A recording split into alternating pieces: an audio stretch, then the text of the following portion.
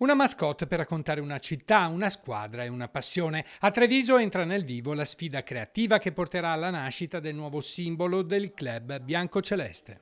Quest'idea è nata guardando tutti i ragazzi che la domenica vengono allo stadio, tutti i ragazzini che sono sempre di più, e quindi ci è venuto l'idea di dare un qualcosa a loro, fare un qualcosa per loro principalmente, e dopo sviluppando questa idea abbiamo detto: ma perché non creiamo una mascotte che non sia solo per i ragazzi ma che sia un simbolo per l'intero Treviso Calcio. Al via dunque la fase finale del concorso lanciato dal Treviso Football Club, che ha coinvolto decine di studenti di 3 istituti cittadini, l'ENAC, il Palladio e il liceo artistico. Dopo settimane di lavoro, tra schizzi, progetti e prototipi, le idee sono state presentate ufficialmente davanti alla giuria.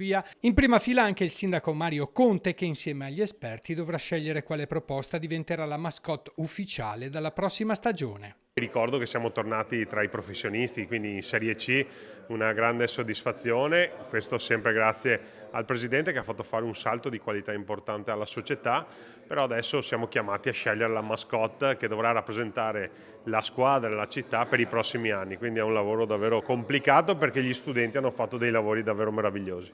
I ragazzi hanno dato spazio alla fantasia proponendo nomi curiosi e accattivanti, tra questi spuntano Vulpis, Rammi, Leon, Prix, Sprinto e tanti altri. Non tutti arriveranno fino in fondo, ma ciascun progetto racconta un pezzo di identità della città e del club. Il percorso ha coinvolto circa 60 studenti impegnati non solo nella parte artistica ma anche nello sviluppo di vere e proprie storie attorno ai personaggi. Che abbiamo rotto anche una barriera culturale, se mi posso permettere di dire, perché hanno lavorato delle scuole di ordine diverso insieme, quindi professionale, tecnico e liceo. Ora la parola passa alla giuria che venerdì prossimo decreterà il vincitore. La nuova mascotte sarà poi presentata all'inizio della prossima stagione, pronta a diventare il volto giovane e dinamico del tifo trevigiano.